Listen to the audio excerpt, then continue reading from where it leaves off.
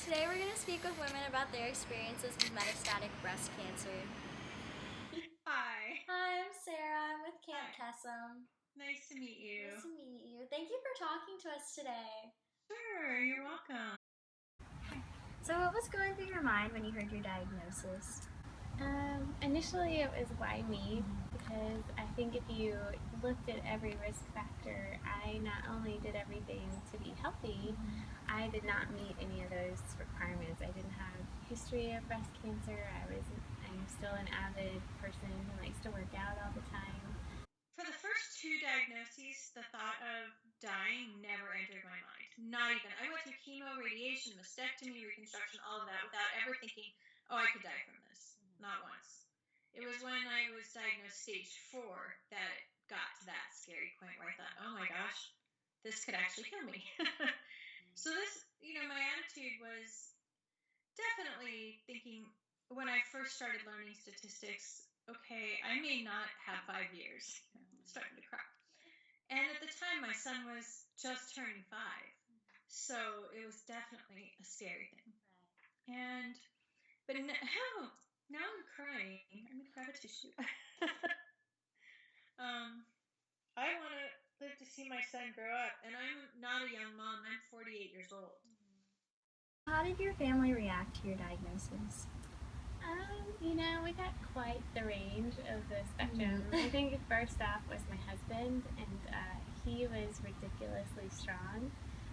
But then I think, throughout the rest of the family, like it was more initially shock, and then they just kind of rallied around me, and they've just been a great support.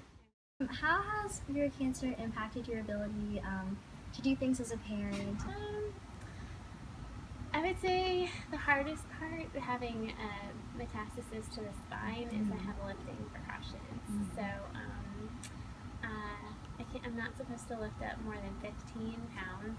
And as you saw, my little boys are more than that. So I definitely am sad when I can't just scoop them up in my arms. Well, it's a lot harder because I'm a lot more tired at the end of the day. I work all day. And I work at a desk and I work at home, so it's not a bad situation at all. But I do work all day, so by the time I'm done working and I've got to take care of my son, who's 5, I'm exhausted, and my temper is shorter, and my joints hurt. I know your sons are both really young, but how have you been able to explain the situation regarding your health to them? That's a really great question, because I feel like a lot of parents with this diagnosis have different approaches.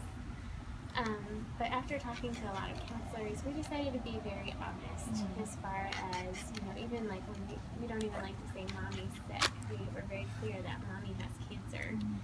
And the reason for that is I don't want them to think that if they get sick, that they're going to lose their hair, that they're going to throw up like mommy. Like, I think it's good for them to know that mommy's like this because she's getting treated for cancer. What emotional resources do you think would benefit children in the same situation? I think one of the best things would be around other kids that are experiencing that too. I have a lot of other young moms in my metastatic group, which has been amazing because they have great tips and our kids play together. It's just different. Not that it's bad hanging out with kids that aren't dealing with that, but at school, like I remember my son they had like the daily news, and whatever he said was their news day. And I remember Caleb's news one day was like, my mommy has a PET scan, and that was his news. And like his friend Jacob was like, I have a pet too. And I just think it's a little bit different, but I think it's good that they don't fully understand, but it's also really good for them to be around other kids who might understand more than others.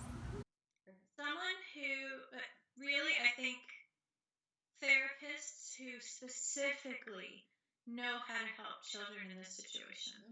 Because when we went looking for help last year, we talked to a therapist that we already know and work with on occasion with him, just because we need help. We just don't always know what we're doing.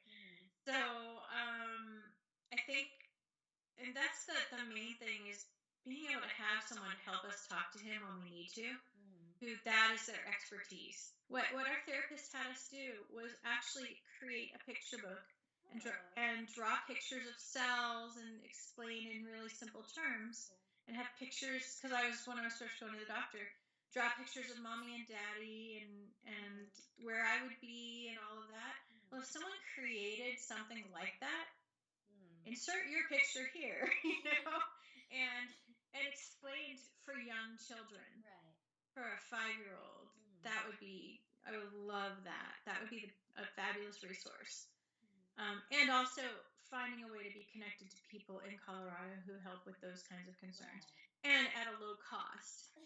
I've got so much in medical expenses that the last thing I want to be doing is spending a fortune on therapists for my poor child, So I think that a low cost or free resource would be really great too. I want to keep in touch with your organization because I think that you could have things that could help me. Definitely.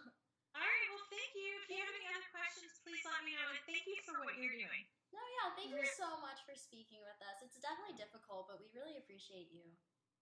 Oh yeah, of course. I'm happy to. Anything I can do to help further any of this is great. Awesome. Well, thank you so much. All right, thanks. Take